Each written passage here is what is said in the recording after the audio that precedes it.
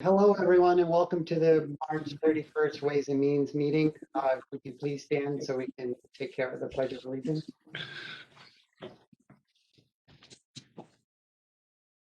I pledge allegiance to the flag of the United States of America and to the republic for which it stands, one nation, under God, indivisible, with liberty for all. Thank you, everyone. I'll get the legalese out of the way. This meeting is being held fully in accordance with the Governor of Massachusetts March 12, 2020 order suspending certain provisions of the Open Meeting Law, General Law, Chapter 38, Section 20. If you wish to join this meeting, the WebEx link is on the meeting agenda on the Town of Burlington website, or you can join by phone. The number is area code 408-418-9388, and the access code is 179-853-9460. And if you didn't catch that, it's also on the agenda for tonight's meeting. In looking through for any public participation, not seeing or hearing any, I will move on to the agenda item, which is the town clerk. Brad. Thank you, Mr. Chairman. Tom and I met with Amy Warfield to discuss the town clerk's budget yesterday. Typically, the town clerk's budget is masked by the varying number of elections from year to year. In FY22, we have fewer elections. In fact, I think our rough estimate was we just have the town election next year. Again, that's from July of this year through June of 22. There'll be some midterms in the fall of 22, of course. So as a result, with your elections, the town clerk's budget is coming in at minus 8.32%. Otherwise, the budget is level funded. There are increases in the salary, but again, those are all dictated by contract. Tom and I voted 2-0 to support. Thanks. Amy Warfield, could you introduce yourself and is there anything you'd like to add? Pretty much it. Again, the biggest difference is just the number of elections. We only have one in 2020 in FY22. So. Thanks. Any questions from the committee? Mr. Chairman, motion to approve. David, did you have something? I heard you, Sonia. I had one. I'm sorry. Just kind of a general statement overview over the last year, Amy. Obviously, you have a lot of face-to-face time with the community and having been shut down. Just curious how you managed, how things went in the department, projects you might have gotten done that you might not have been able to go with, and when you're going to start seeing the public again. Well, seeing the public question is something that I keep bugging Paul about. It's really an administrative decision. But although we have been closed to the public through the whole entire time, we have been running by appointment only. We actually did not see people for the month of March and April till through the election, the June election last year. After that, we opened up to doing appointments. One of the things was we were one of the few towns in the Commonwealth or inside of, or touching 128, I should say, that we're still doing things like marriage intentions. So we have a large number of marriage intentions for the calendar year 2020 because we were providing those services. Things like we are not doing public notaries, but people who have become notaries. The Commonwealth, you have to make an appointment. They are now 3 weeks out in advance with getting that notary appointment, but we are commissioners, so we can do it. So we are still seeing a lot of people come for that. So the response has been very good. People are hoping that we open soon, but we keep kind of trudging along with that. So our volume has been up, continuing through the last year. The one big project that we did not get to, and some of it was due to COVID, some of it was also due to the fact that we had 3 major elections in 2020, is the imaging project that I would like to get to be able to get all of our older Board of Appeals records in, so that they would be uploaded into Viewpoint, so that all that historical information would also be available online. So that's one project that I'm looking forward to getting to this summer. I am looking at possibly getting a couple high school or college interns in that would be unpaid, that would help us with that, as well as the staff. And we did deploy the new website and got that out in November of 2020. And so that is progressing along as well, and getting departments up and trained and getting that fully implemented. So those are kind of the things we've been doing.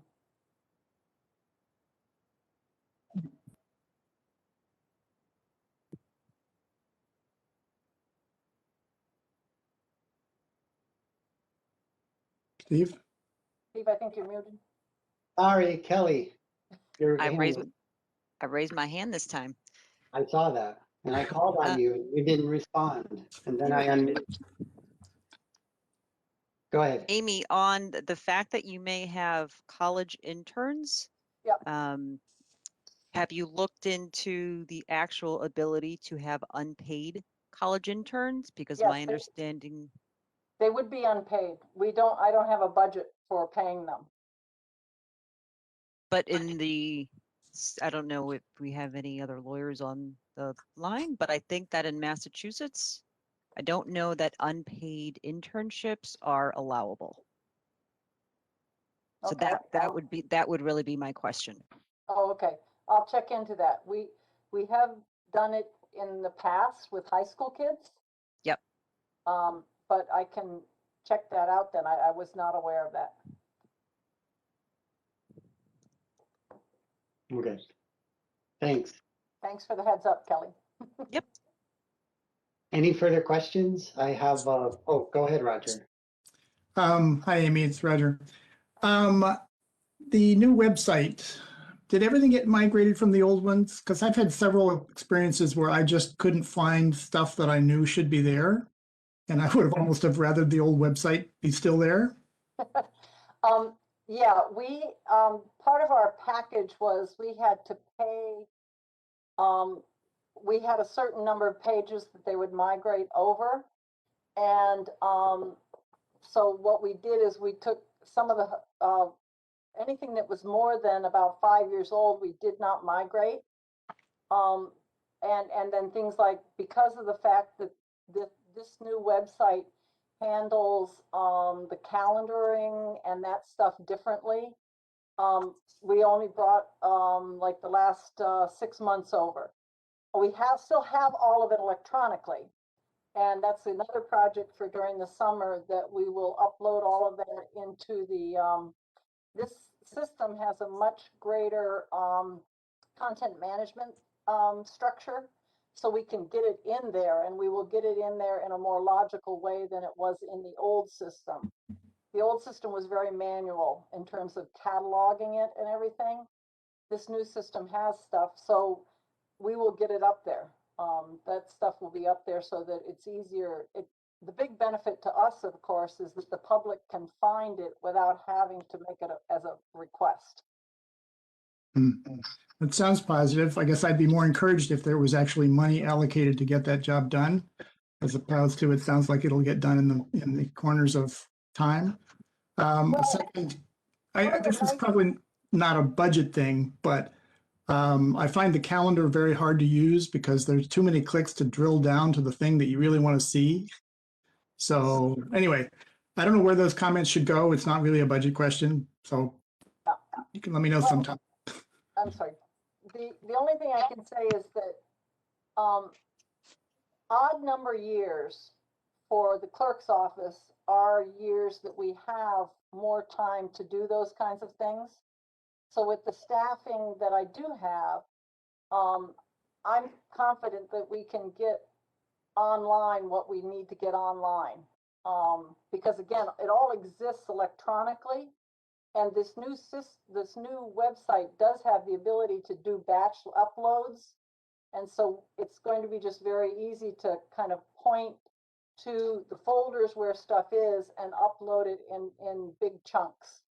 So that's one of the things. And again, because we don't have a September election, we don't have a November election, we kind of have a little more leeway in the fall here to get it done. Thank you. And I appreciate the feedback on the calendar. I'm not totally pleased with the way it works either. The other system was one that the other vendor had actually customized a bunch of stuff based on my requests and my needs. Excuse me just a second. And so we're trying to work with them and getting some customization to make it easier. But I agree, it's about 5 clicks for us to actually put an agenda up. It's not, yeah. That seems 4 clicks too many. Yeah. Okay, Tom, your hand keeps going around. I don't know if you have a question or not.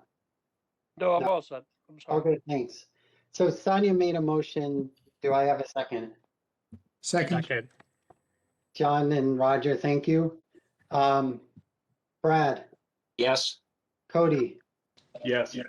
David, Yes. Doug, Yes.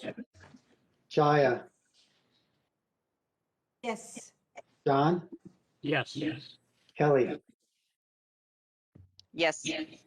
Mike, Yes. Bill, Yes. Rob, Yes. Roger, Yes. Sonia, Yes. Tom. Yes. Chair votes aye. That's 14-0. Brad, Thank you very much for that. Brad, Board of Register.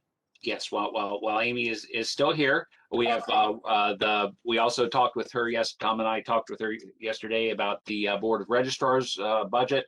While there are interesting stories Amy has to relate on the work of the Board of Registrars as far as the budget is concerned, it's level funded. Tom and I voted 2-0 to support. Thanks, Brad. Amy, do you have an hour and a half to share all those stories with us? I would love to, but I think you guys would kill me, and probably the chief would also kill me. Yeah, I'm sure that's probably the case, so we'll pass for another evening. Okay. I'm going to put a video out. Okay, great. Do you want to add anything, or are you good? No, registrars is pretty simple and straightforward. It doesn't really change very much. Basically, you know, they have a certain set functions, and then we have certain expenses that we have to handle with registering voters and stuff like that. And I think we pretty much kind of kept it, you know, have a handle on it. So. Any questions from the committee? I knew, John. I saw that smile on your face. Go ahead, John. Thank you, Mr. Chair.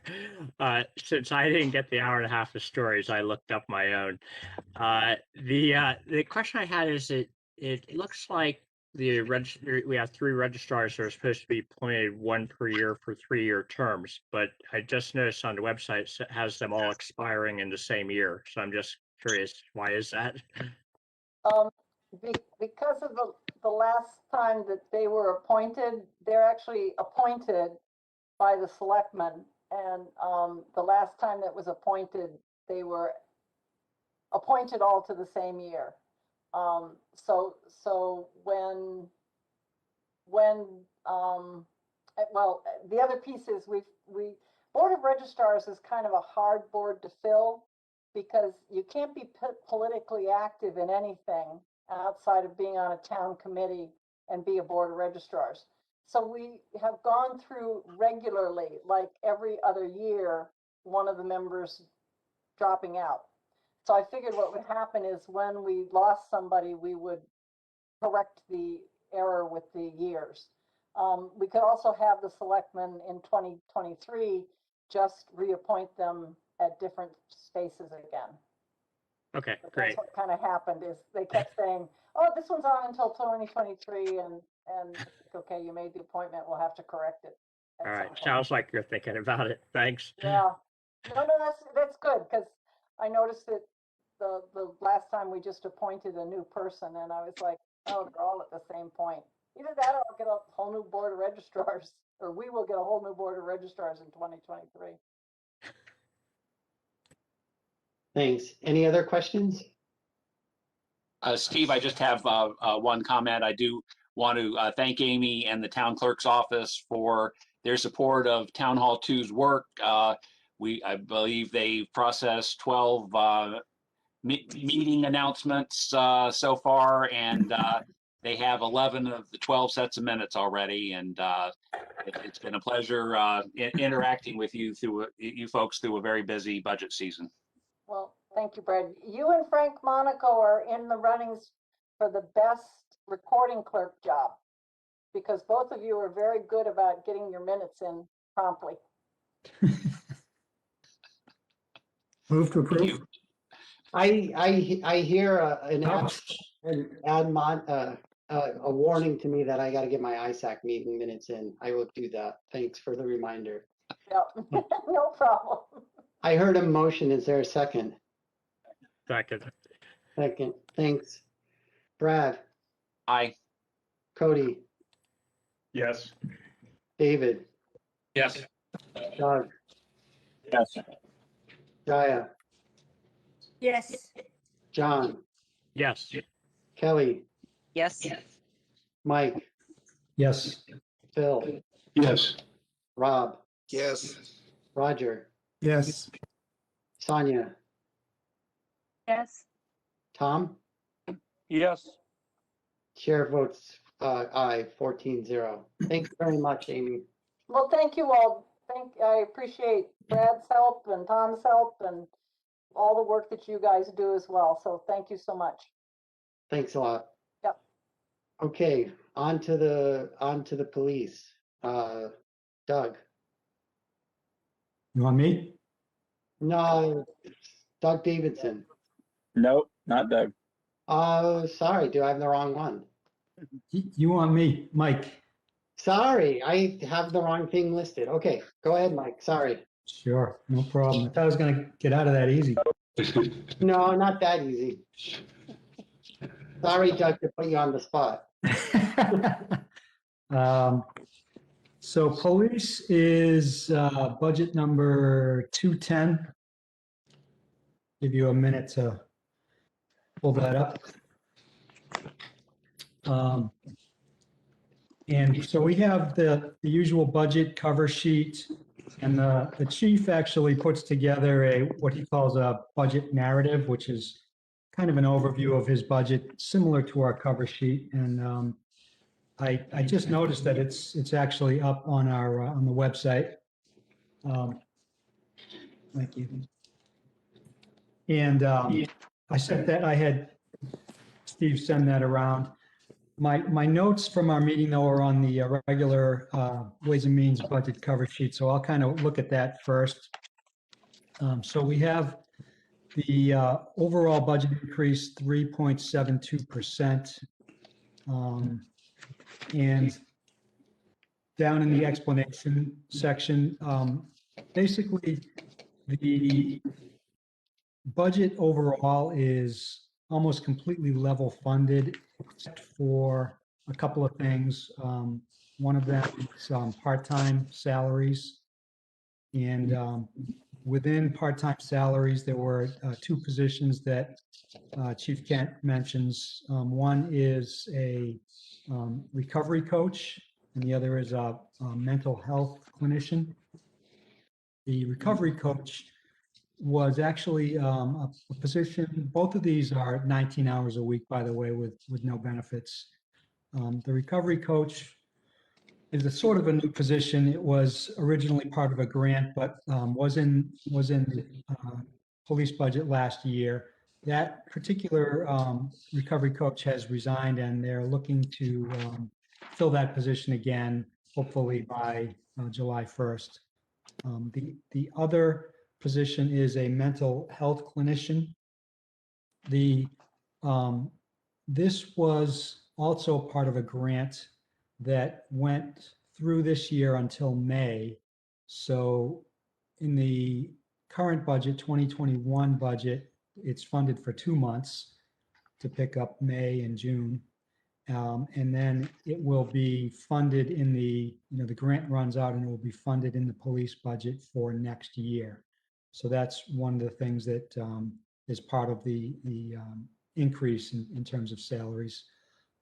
Besides that, the increases are driven by the contract terms that was settled. I think that was just settled this past year. And, so you have contract and then longevity and steps and so forth, making up the bulk of the rest of the increase overall. So let's see. Oh, one other thing. So back in 2016, we had put together a plan for a increase of 5 total police positions, 1 per year. So we've covered 4 of those, I believe. But the 5th position that would have been added this year, I think that's a hold. Correct, Chief Kent? Yeah. So it's still there, but we're holding it and we're not going to fund it this year. It will carry over to the next year. So now I'll just take a quick step through the actual budget here. It's pretty simple. So the main kind of budget page, we have the full-time salaries going up 3.72, part-time going up 23.74%. As I explained, that's really related to the mental health clinician. Then we step down through the rest. It's all level funded except for the uniform allowance, which also is part of the contract. So there was a negotiated piece for additional, I think it's patrolman uniforms. Each patrolman gets an additional pair of pants and a shirt, which drove the increase there. Besides that, it is level funded. Subcommittee voted 2-0 in support. Thanks, Mike. Chief Kent, would you like to welcome and would you like to add anything to that? I'm here with Deputy Chief Brown also, and no, I think Mike covered it. As he said, it's all level funded. The only increases are contractual that we don't have a choice on. And yeah, as I say, Mike summed it up. There's not a lot of change from last year's budget other than the contractual increases, but we are available for any questions. When do the current contracts expire for the police? I believe it is now, well, there's 2 unions. I believe they both expire next, this coming June 30th, I think. But don't hold me to that, but I believe it's this coming June. June 30th, 2021 or 2022? Well, I think it's 2021, but I'm not 100%. John, I see you raising your hand. Chief, it's 22. 22 is what I saw on the sheet. 22. Thank you, Mr. Chair. Awesome. Thanks. Oh, I never mind. Welcome, Deputy Chief Brown, and congratulations on your promotion. Thank you very much. Are there questions for the police? Mr. Eiler. Thank you, Mr. Chair. Yeah, Chief Kent, sorry to see you're leaving us. We'll definitely miss you. I appreciate the thoroughness and the budget here, by the way. The one thing I wasn't quite able to figure out was the salary totals. So in particular, on the PDF page 2, gives the full-time totals there for both 21 and 22. Mhm. But if I look on the PDF page 12, let me just scroll down to that. Okay, here we go. Which is labeled as page 8. It's the one that gives the summary from FY18 through FY22. The numbers there for the total salaries are different than the ones that are on the summary at the beginning. So I was having a little trouble just, double checking that and validating the increased numbers. So what, give me 1 second. Quickly looking at it, I would believe that when we put our budget together to submit next door, and then they make the cuts, I don't think the figures on page 8 reflect the cuts that are on the front sheet. In other words, when we funded that extra officer this year, and then the town administrator cut it. So I don't believe that's reflected in the page 8. Okay, yeah, that does make it a lot closer then. Okay, yeah. I apologize for that. Next year, Deputy Chief Brown will make sure that doesn't happen. That'll be his problem, exactly. Yeah, no, all right, that makes sense. That explains the delta I was seeing there. And the other question I had was with the 2 part-time positions that you're looking to fund, now the grants run out. Do you have any numbers as to how many folks are served by these 2 folks each year? If it's okay, I'm going to turn that over to Deputy Chief Brown. That was his part of the budget, so I'll let him answer the question. Deputy Chief Brown. So thank you, Mr. Chairman. I don't have a direct number on how many she actually interacts with because we try to keep that private based on some of the HIPAA laws, but I can tell you she is extremely busy. We had one night last week that she had 4 calls that she immediately had to follow up on the next morning. So I know that if you see her throughout the day and throughout the week, she's constantly busy, but as far as the number itself, I can only track that through the log.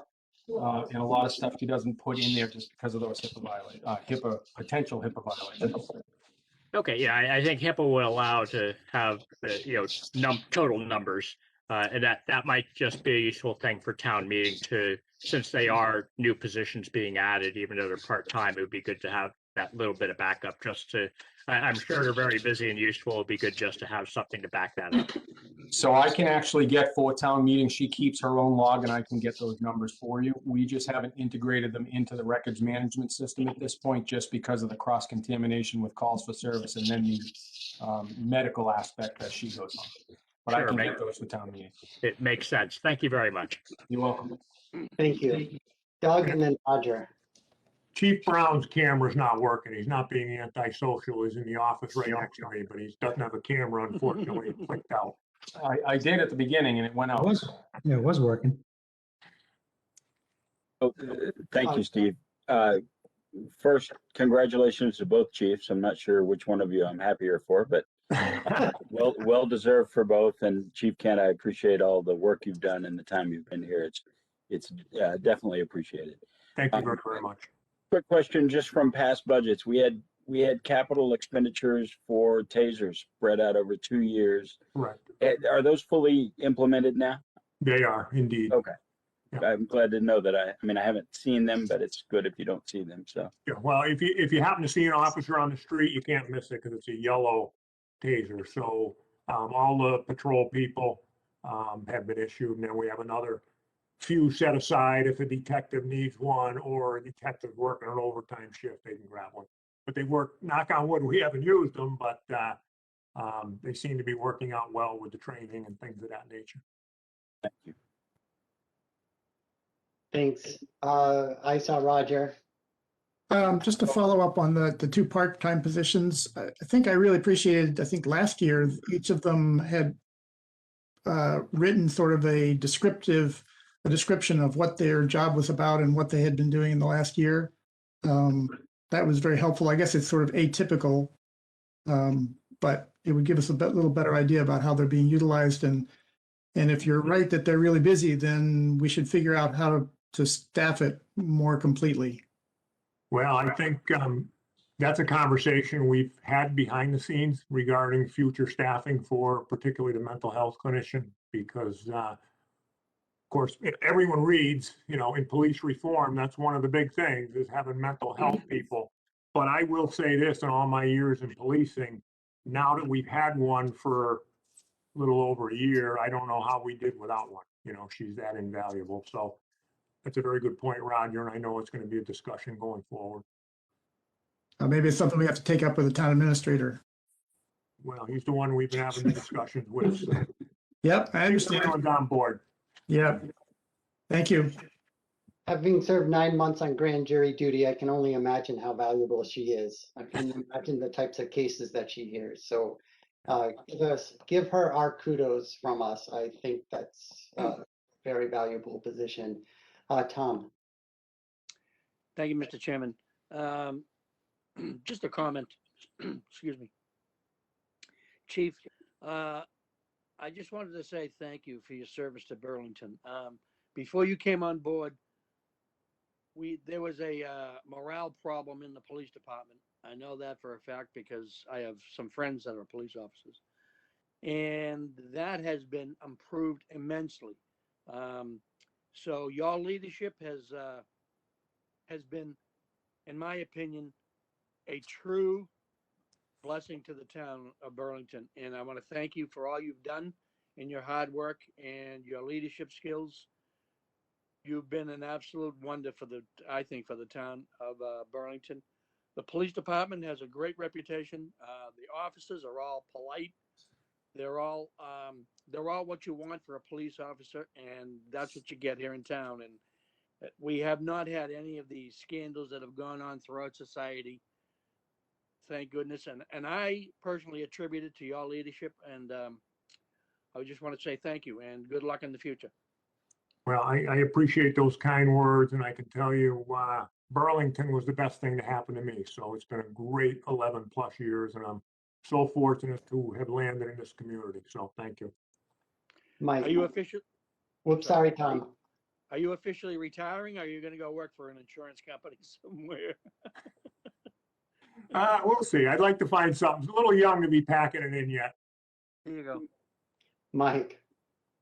Thanks, Steve. Yeah, so I wanted to also thank the chief for his service. I think he's mentioned he's been here 11 years, and I remember we talked about this when he walked into town meeting and first introduced to everybody.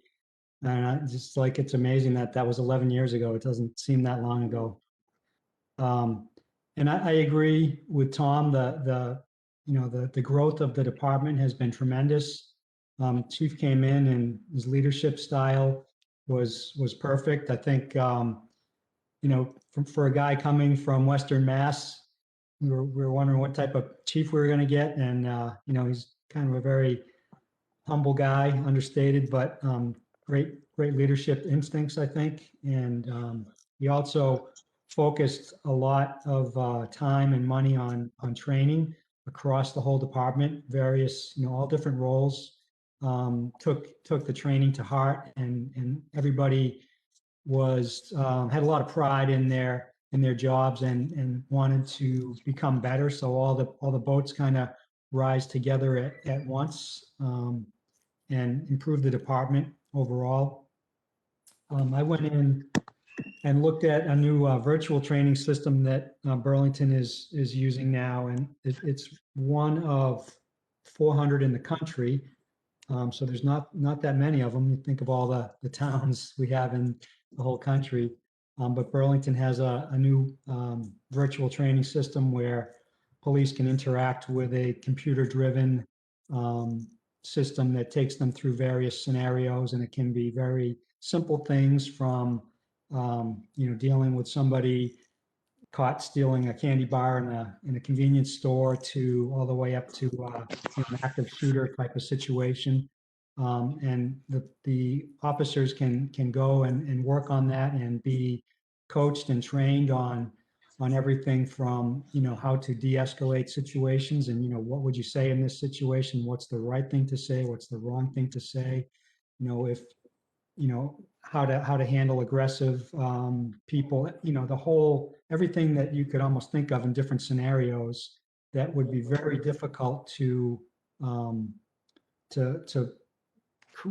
recreate that scenario. Now they have a virtual system that allows them to do that. So I know that when other towns in the area need help on certain things, whether it's training or tactics or how to do certain things, they look to Burlington because Chief Kent has really helped the force there become very, very well trained and very good at their jobs. So I agree. Overall, great job, Chief. We're going to miss you.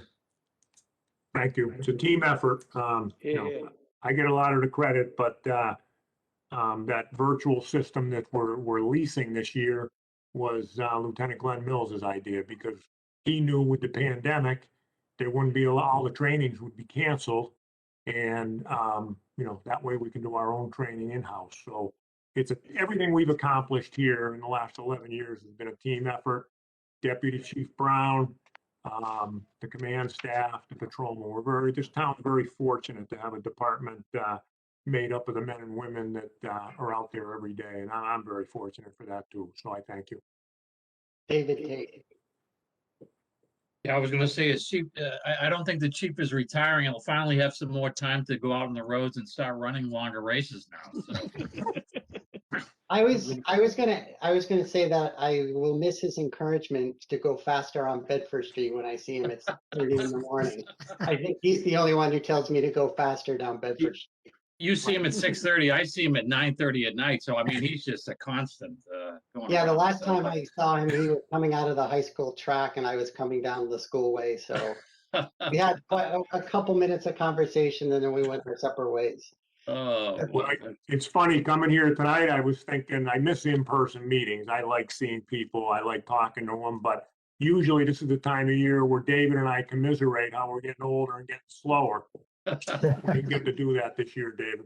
Very true. Well, we'll have to keep up that. So, but thank you very much. And again, on behalf of the town, as everyone has said, also presentations and committee and dealing with the finance committee, you've done a commendable job. And Tim, you've got some big shoes to fill. But again, we know that you're gonna jump right in, and it's great to see you filling his shoes and moving forward. So thank you.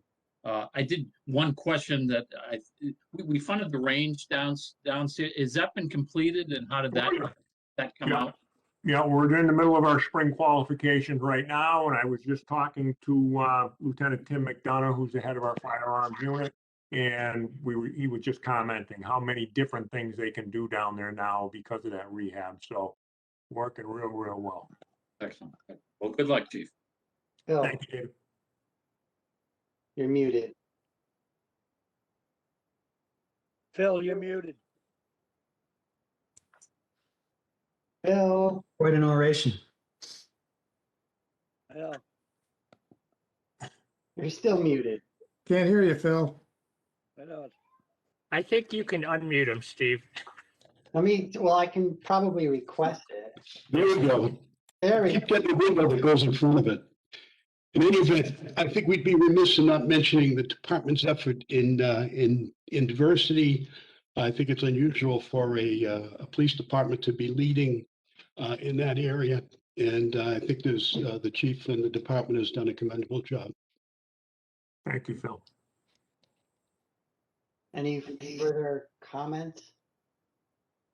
So, Chief Kent, I'm not sure I can really add much more on top of what everyone else has said. I appreciate what you've done for the town, and I've also appreciated our common roots and our time together. Well, I didn't get a chance to meet you then, but if I were, while I was a student at UMass, it probably was because I was arrested.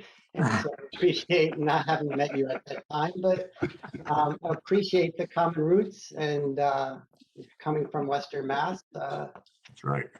Yep. So best of luck in your future endeavors, and I certainly hope to see you on the roads. And I just want to say, I think next year at this time, you will all be extremely impressed with Chief Brown at that point. He's earned everything that he's gotten, and I'm so pleased that he's going to be taking over. So thank you very much, all of you. It's always been great to deal with you and the people that were in your seats before you. So thank you. We look forward to the next year, Chief, or Deputy Chief Brown. Thank you. Chair will entertain a motion. Move to approve. Mr. Chairman. I heard one from Sonia, one from Phil. Second. Second. Thank you. All right, Tom, Yes. Sonia. Sonia, Yes. Roger, Yes, Rob, Yes. thank you. Phil? Phil? Yeah. Yes. That's what I'm going behind Mike. Mike? yes, Kelly? Yes, John? Yes. Jaya? Doug? Yes. David? Yes. Cody? Yes. And Brad? Yes. Chair votes aye, 14-0. Good luck, Chief Kent and Thank you very much. Chief Brown coming in. Thank you. Thank you. Okay, fire. That's my.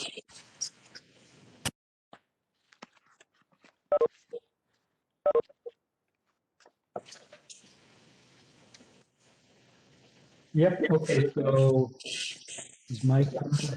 Oh, there you are, Mike, okay.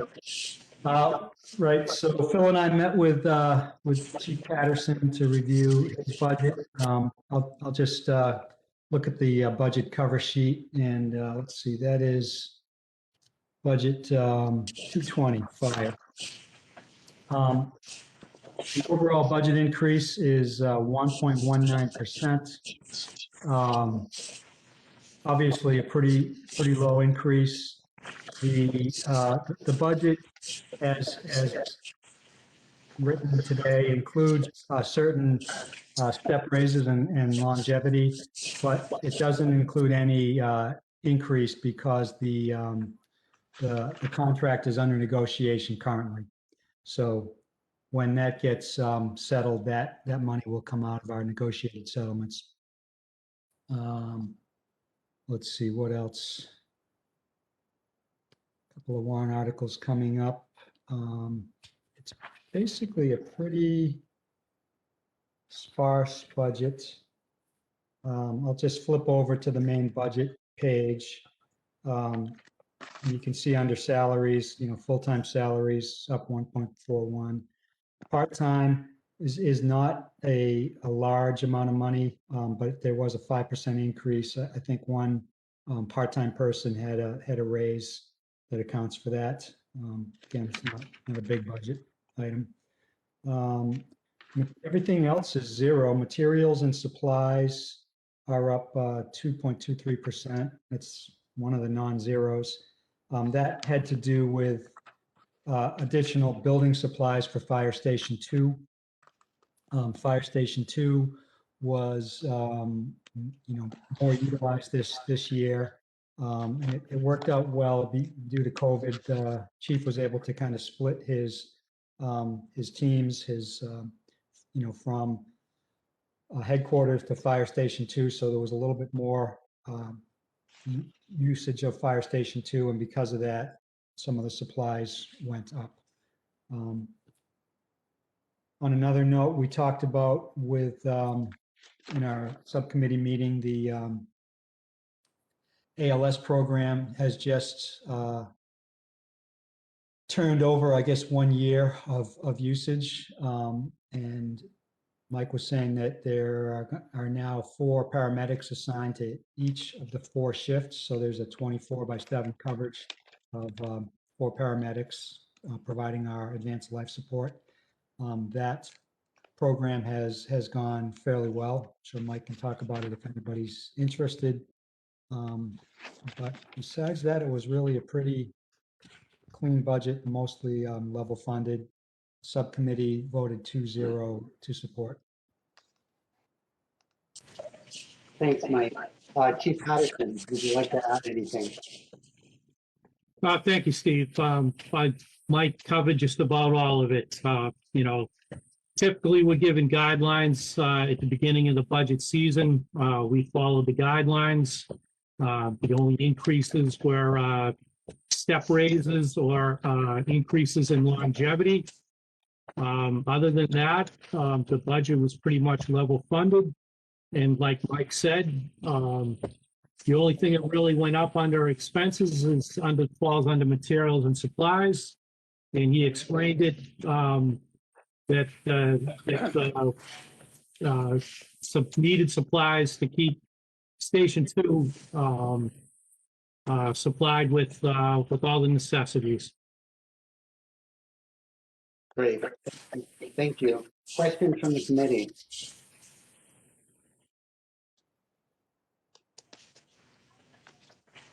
Mike's hand up, but I don't think he has a question. Let me put my hand down. Thank you. Tom? Yes. Thank you, Mr. Chair. Chief, excuse me. As you know, my pet peeve has been emergency management. Can you just give us a rundown of how it went last year, fiscal year? What you guys ended up doing? I know you said, and I was barking at you, I think it was 2 years ago, about the emergency management. I know you said you were getting things together with some of the local grocery stores, trying to see if they can help us out. Have you had any progress in that? Yeah, thanks, Tom. So typically, emergency management, our primary concern would be the opening up a shelter in Burlington if the need ever arises. Over the years, we purchased sheltering supplies, replaced old supplies. We have had conversations with Wegmans Supermarket in Burlington. So once again, if the need ever arises, Wegmans is going to be a partner with us during any type of sheltering operation. As a matter of fact, our contacts with Burlington Wegmans came in handy during the Lawrence gas explosions. When I reached out to Wegmans and they provided support to Lawrence and over in North Andover. So it's all about partnerships, and we have a pretty solid partner in Wegmans in Burlington. Thanks, Chief. Tom, did you have a follow-up or? No, I'm all set. Thank you. Thank you, Chief. Just with emergency management this year, obviously with COVID-19, the focus certainly was more on COVID-19. As the emergency management director, back in March, April, when we were really hit with this, we had almost daily communications with Region 1 out of MEMA, and there's it's called Web EOC, that if a community had any needs or requests, and primarily that was around PPE, obtaining PPE, we were able to request supplies, and I did that as the emergency management director, and MEMA was fantastic. They met all of our demands. Anytime, like I said, PPE got low and I got concerned, I was able to order it, and it was delivered. So, it was a great partnership along the way with MEMA, and obviously things have kind of settled down a little bit. So, but I know they're at the ready. Thanks, Chief Patterson. Doug? Chief, with the change in ALS, the addition of ALS, there was some expected increases in revenue or just collections because of the level of billing. Have you realized those? Are you collecting what you expected? Is that working the way you expected? So that's something we have to look into a little bit in the coming weeks. You may or may not know we established a ALS revenue account. We've been delivering ALS for now 12 months. So now it's time to look into that revenue account. So with COVID, it was actually, we had a reduction and in almost, I believe, 500 incidents. So we transported approximately 250 less patients than we've done in the prior 2 years. But because we went to the ALS and we started billing at the ALS revenue or at the ALS rates, our revenues are roughly the same as the previous calendar year. So we're generating roughly about $1.2 million in revenue for both our ALS and our BLS service. And then one more kind of unrelated, totally unrelated, I guess. With the changes in the helicopter, the helipad at Leahy, sometimes I've heard things mentioned that at certain times the Burlington Fire Department has to respond because the patient has to be transferred from the helipad to the emergency room. Yeah. Does that still happen? And how often was that? And do we somehow get reimbursed? I mean, that's a lot of activity for your department. So Burlington Fire used to be the transport agent for med flight landings at off of Kimball Ave.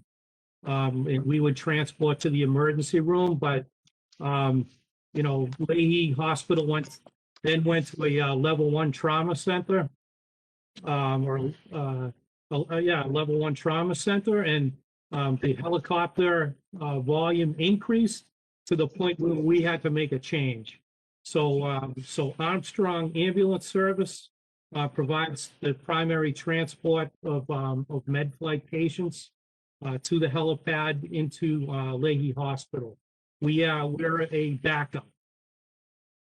So yes, if we do transport someone, there is, that patient does get billed for that transport. But Leahy Hospital is a world-class medical facility, and there is, certainly a lot of helicopter transports they go on, and Armstrong Ambulance is the primary provider for that service now. Thanks. David? Yes, thank you, Chief. Good to see you. Good to see you, David. More question on this year's budget, and again, we're had COVID year, and I'm sure your department, like everyone else, was also affected. How have you found your budget this year? Staffing, overtime. Where do you think you're going to come in for the end of the year? Yeah, so obviously COVID had an impact on us, and a lot of the luckily I have to say that we weren't devastated by COVID-19 like a lot of police and fire departments throughout the state. We worked really hard amongst ourselves, Assistant Chief, Lieutenant Sayer, our union e-board, and we put policies and procedures together in a timely fashion to try to address isolation, losing people to isolation and quarantine.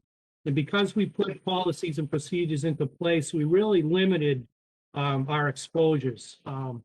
We did have personnel that tested positive, and we did have a number of individuals that had to quarantine over the course of this period. But they were mostly isolated incidents where it didn't affect the whole. So when people were out COVID, either because of COVID or because they had to quarantine, a lot of those shifts were filled with overtime, and a lot of those shifts, the cost of filling those shifts were picked up under the CARES Act. So, the CARES Act certainly came into play for Burlington Fire. We were actually able to order needed EMS supplies through the CARES Act that were approved. That limited our exposure to patient contact during the heart of COVID-19. So at no time did we have to run short-staffed. We maintained our level of service throughout the pandemic. We continue to do that. So, everybody's done a good job, a great job to continue to provide the service. Obviously, budgets, we were asked to take a hard look at our budget during the middle of last fiscal year. We were asked to make cuts. And, moving forward, we don't really know what's going to happen. We hope good things are going to happen, but, we fully understand that we may have to go back into this budget and make further reductions. So let's just hope we can get through this and the economy turns around and Burlington goes back to being a thriving community. Thanks a lot, Chief. Roger. Sorry, thank you. Just a follow-up on COVID. I probably should have asked the police chief as well. Is your staff everybody with public contact been vaccinated? So thank you, Roger. So all of our members had the opportunity to receive the vaccination, and approximately 80% of our uniform members chose to accept the vaccination. So that's a very good number. That's a very good number within our department. We asked these guys to do some homework if there was any questions, and a lot of the guys did that, and a lot of, like 80% of us chose to get vaccinated. So that's a success. That's good. I hope we worked hand in hand with our Board of Health Director, Susan Luminello, and we were able to receive the shots in-house. So it worked out really well. That's good. I hope the people who haven't gotten vaccinated take another look at it soon. Yeah, Thank you. absolutely. Absolutely. Tom. Thank you, Mr. Chair. Mike, looking at your cover sheet, there doesn't seem to be anything that's really needed, especially in equipment. I'm just wondering, I know it's been probably, 3 or 4 years since we bought a new fire truck. How is that working out? How's the maintenance? I mean, your cover sheet says that you really don't need equipment. I'm just curious. Are we in good shape for a little while, or? Our last engine purchase was 2019. So we typically go for an engine replacement every 5 years. We're coming up on 15 years of service life for our tower. That'll be next fiscal year that we'll be discussing the replacement of our 2008 tower. But we put everything on the 10-year capital plan. With engines and ambulances, we try to replace every 5 years. The tower is which is going to be a big ticket item, is every 15, roughly every 15 years. So apparatus wise, we're in good shape. Okay, good. It's a huge benefit for us to have an in-house emergency vehicle technician. He's here Monday through Friday. The work that he does is unbelievable. The money that he actually saves the town by doing the work in-house is just unbelievable. We used to ship a lot of our work to the Minuteman trucks, and a lot of that work's being done in-house right now. So, our guy does a great job. Thanks. That's awesome to hear. Any further questions? Move to approve. Thanks, Roger. Thanks, Sonia. Brad, Yes. Cody, Yes. David, Yes. Doug, Jaya. Jaya, Yes. thank you. John, Yes. Kelly, Yes. Mike, Yes. Phil, Yes. Rob, Yes. Roger, Yes. Sonia, Yes. Tom, Yes. and chair votes aye, that's 14-0. Mike, emergency management. Right. Emergency management is Department 291. 3 tabs down, I think, from fire. So Phil and I spoke with Steve Patterson about this after we covered the fire budget. It's basically a level funded budget. Not a whole lot to really look at here. It's level funded, and as the chief mentioned earlier, if you didn't catch it, we took some of the emergency management budget in terms of materials and supplies, and that went towards purchasing PPE supplies last year. So that seemed to work out well, and we, subcommittee, voted 2-0 to approve. Thanks. Chief Patterson? Yeah, I mean, Mike pretty much summed it up. Emergency management's a pretty simple budget. There hasn't really been any changes with emergency management's budget since fire started overseeing emergency management. And like Mike said, we had monies that we dedicated for education. Mostly those funds were to work with the Medical Reserve Corps people for shelter type operations. But due to COVID-19, none of that training, in-house training took place. And I was able to utilize those funds on needed PPE, especially when COVID-19 hit us back last March in April. So, like I said, we were very active in emergency management because of COVID, and hopefully we move on from this. Thanks. Any, Roger? Just to follow up on the monies used by PPE, shouldn't that have been covered under SR1 or SR2 COVID funds, and so we didn't have to spend our own money? So a lot of PPE related items were covered under the CARES Act. Yes, no, that's correct. I don't suppose there's any way to go back and fix that. I can tell you that we keep track of all of our expenses. So we may have purchased stuff out of the emergency management budget, but that got submitted under the CARES Act as well to be reimbursed. Okay, it's just a thought. Yep.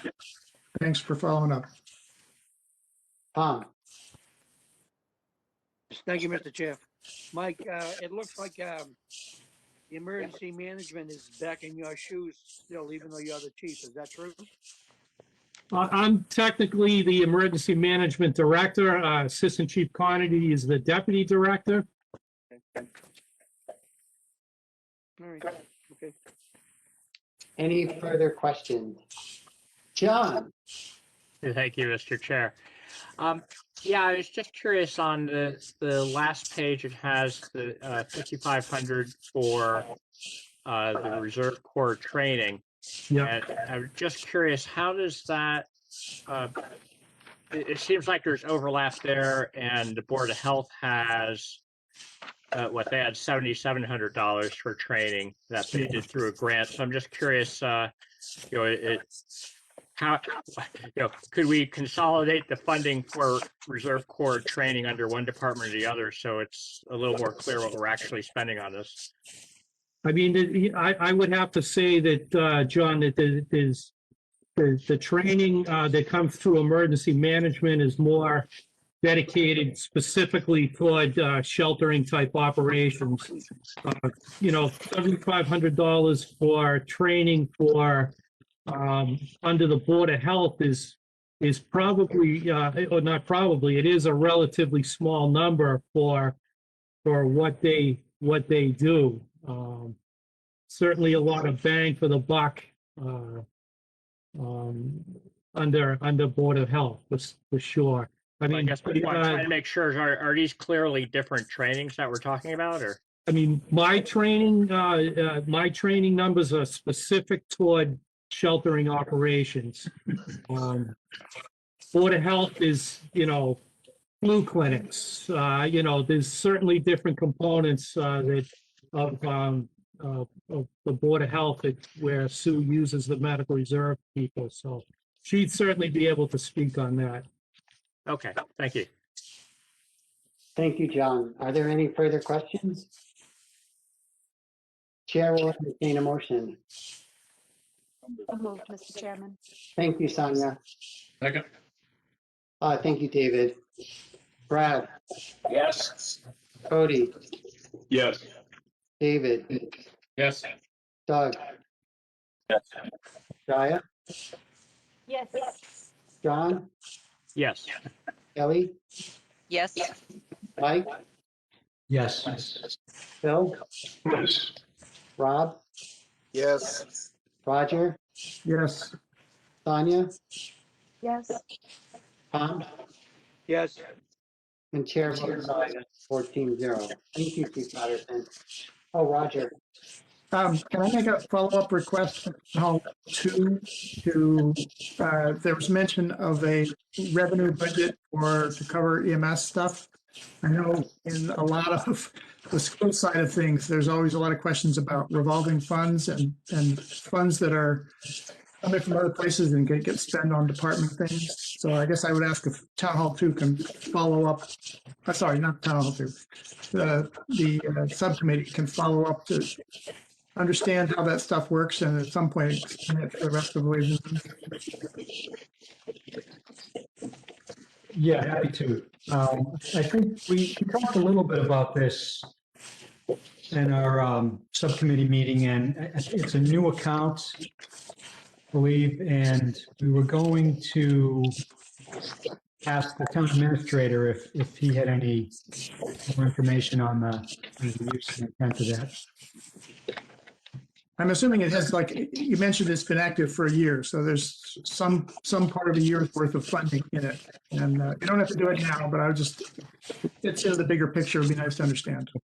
This fund, this account is specifically for ALS revenue. So, we do, this past calendar year, 40% of our calls, our transports were considered ALS calls, and 60% were BLS calls. So,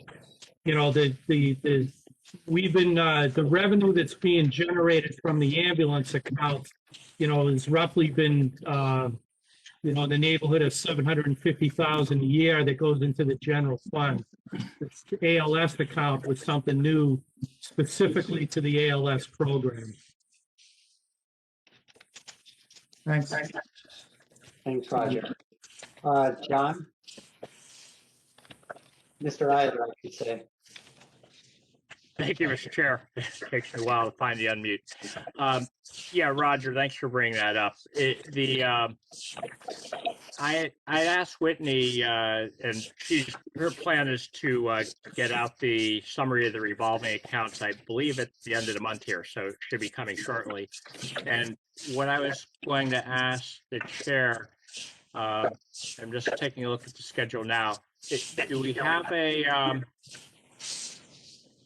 I don't think I see it on the schedule here. It would be good to have a review of the revolving accounts put on the schedule so that we explicitly go through that so that we can touch on some things like this.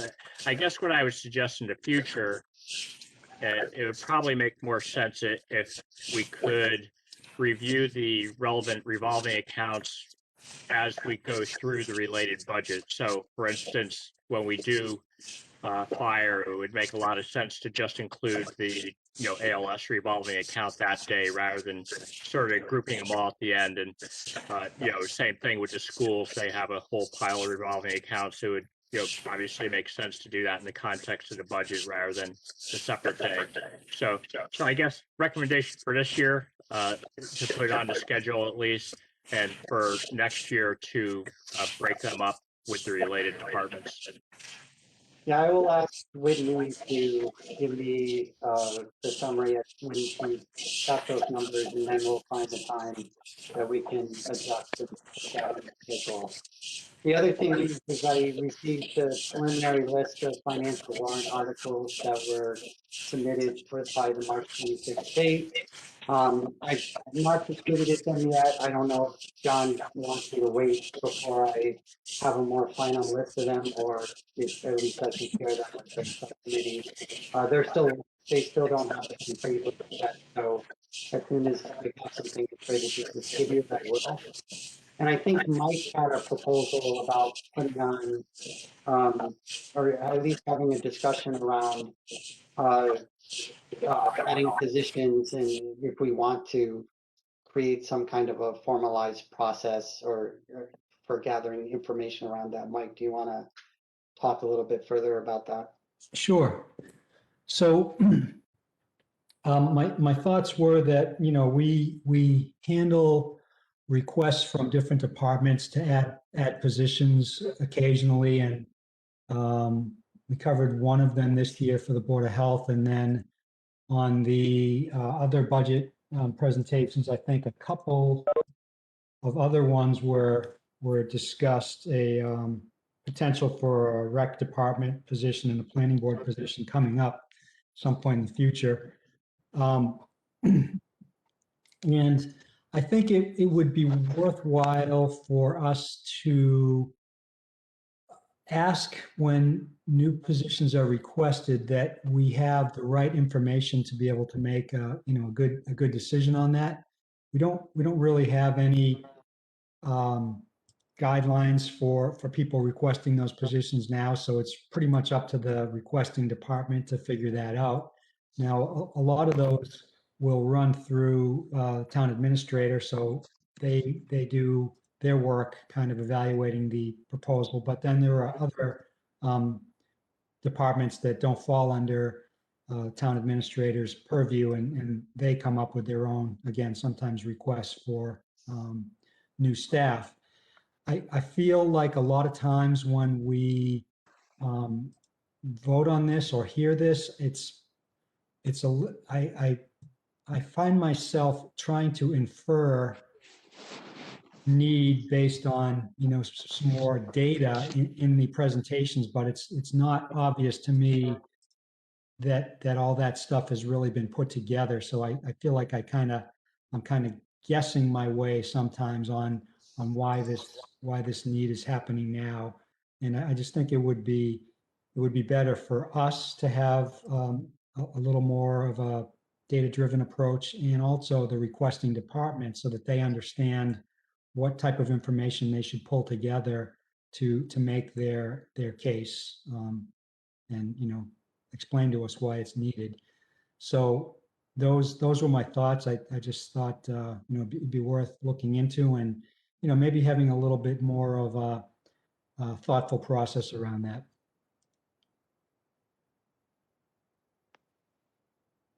My other thought here was also, if we're trying to put something like this together, maybe we could work with Paul or HR to get their thoughts on this as well, so we kind of have people from different perspectives kind of providing input on that. So I just thought I'd mention it, throw it out there for conversation, see if people feel like that would be a good thing to do. Thanks, Mike. Is there any discussion around that, or John? Thank you, Mr. Chair. Yeah, Mike, I completely agree. A lot of times when these positions come up, uh, it seems like there really isn't enough description around them. So in particular, I would suggest at a minimum, there should be an actual job description, and there should be a clear description of what the annualized cost would be. And I think we've seen examples where both of those things weren't in existence for positions that came up recently. So I think, sort of similar to the cover sheet, some concept of here's some basic information you should really have before proposing a new position would be very helpful to make sure that people have really thought it through. Right. So how do we go about getting such a process in place? Probably the most logical way to do it is to form a small subcommittee of folks who would be interested in participating in that endeavor, and then they would go off and discuss the various options about what we would collect or what information we should gather and what the process would be. And then we would bring it back to the full committee to vote to see whether we would want to adopt that or not.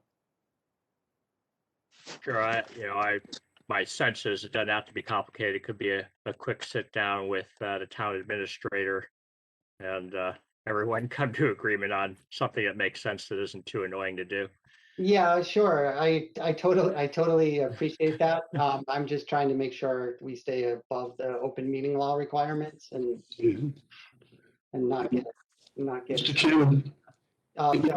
I think we had a personnel board which reviewed all positions that were being applied for by the disparate boards that we have. Remember, we don't have centralized government, so the personnel board received those requests and then was sent on to town meeting with a positive or a negative recommendation. And in some cases, it wasn't allowed on the warrant, I don't think, if without that approval. But I'm going back a number of years, but Paul might be able to relate his experience in that area. Paul, do you have anything you want to add? Sounds like a great idea. I'll say that personnel board predates me.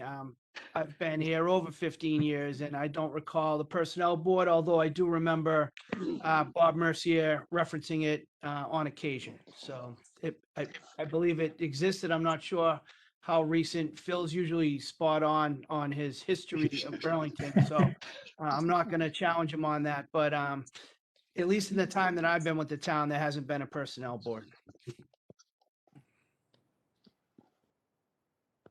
They met at the Marion Tavern.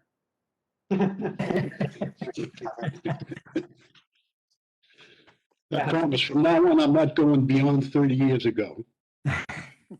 Much appreciated, Phil. So that would be one avenue that we could approach, and we don't necessarily need to vote a subcommittee in, but if there's multiple people that are interested in working on it, then we had this come up in the ISAC. Even though we don't formally create a subcommittee, they're considered a subcommittee, and therefore you have to post and write minutes and all that stuff. So I'm not trying to make this hard by any stretch. The Massachusetts state law sort of put that there, but I would be in favor of that. And if the recommendation came to bring back the personnel board, we could take a look at that. Although Phil would have to dig up the documents on the tablet that are that he's got in his basement. So you might have to go to the archivist for that one, Mr. Chairman. I'll see what I can do. Phil, was that personnel board part of Ways and Means or a totally separate board? It was part of town hall. Part of town hall. Town hall, yeah. Oh, okay.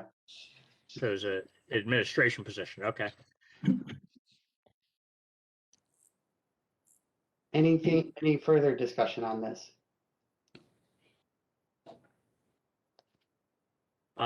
So just so we don't drop the ball on this, are you suggesting the proper thing would be a motion for forming a subcommittee to work this out? I think so, yes. The question is whether I have to have it on the agenda or not, which means I should probably post it for next meeting and do it that way, or I think that's what I have to do. Well, since we're probably not adding new positions between now and next month, I think Yeah. we can afford the delay and have it officially on the agenda. Yeah, it's not a huge rush. Yeah, I will post it for the next meeting, but yeah, I think it's a great idea and just having some preliminary information for folks to think about and bring in reduces a little bit of the emotional aspect of it and puts a little bit more data behind it. So I think that's good. Thanks, Great, Mike. thank you. Okay. So the next exciting agenda item is meeting minutes. John actually posted in the chat. I'm not sure if people saw this, but the ALS account John was asking about earlier is actually not a revolving account. It was set up a couple of years ago as a receipts reserved account. All ALS receipts go into the account and must be appropriated out to spend. I still think it would be good to see the numbers in that account, but technically it's not a revolving account. So the next agenda item is meeting minutes. We have two sets, one from March 17th and the other from March 24th. Excuse me, Mr. Chair, were we going to do the assessor or? The assessor is, I believe, next week. Ah, okay, I'm sorry. I Yes. saw it on the, I didn't realize that we would get through tonight's agenda so fast. We had moved the assessors to next week.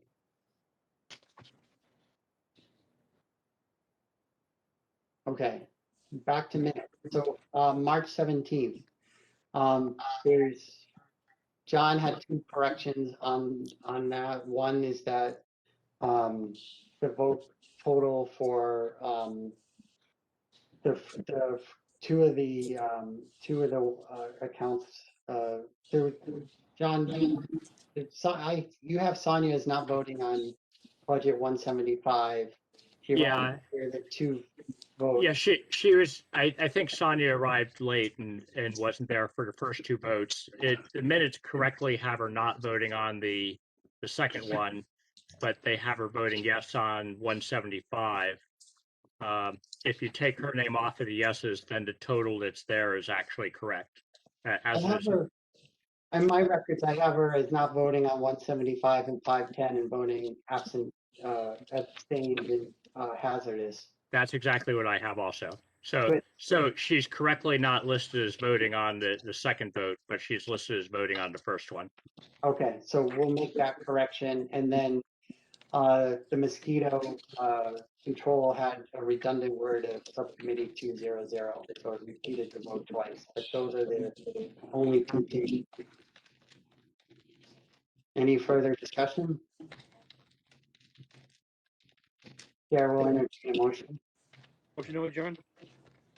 Motion to approve and ignore Tom for the moment.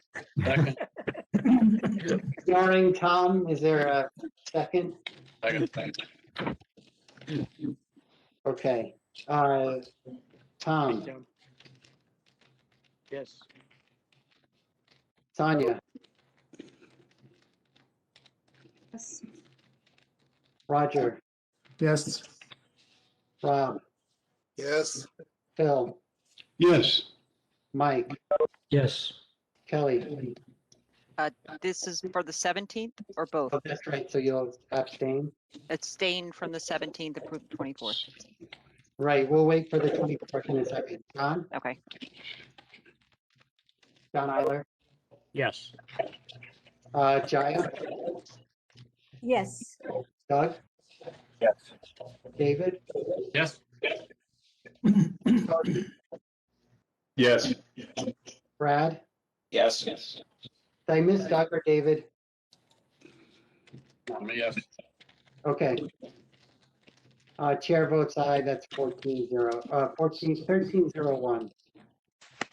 And then on the March 24th, Frank had one correction on it, and it's basically a missed comma. The comma's in the wrong place. So the March 24th town insurance account should be 1,156,399. There was a comma in the wrong place. Was he reviewing that before his surgery and he just had nothing to do? I don't, I'm not sure whether it was post or pre, but he caught something that John didn't, so I just mentioned that in passing. Oh, I'm sorry, did I say that out loud? And I'll entertain a motion. So moved. So it is a competition, isn't it? Yes, it is. That's the way we're gonna play this. I gotta look for more commas. Do I have a second? John, I'm sure you can give me a second. Yes. Thank you. Tom?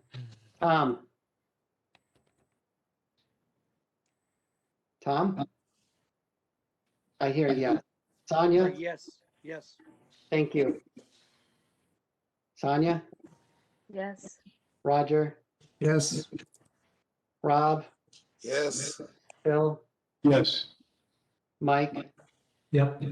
Kelly? Yes. John? Yes. Gaia? Yes. David? Yes. Cody? Yes. Brad? Yes. Chair votes aye, 14-0.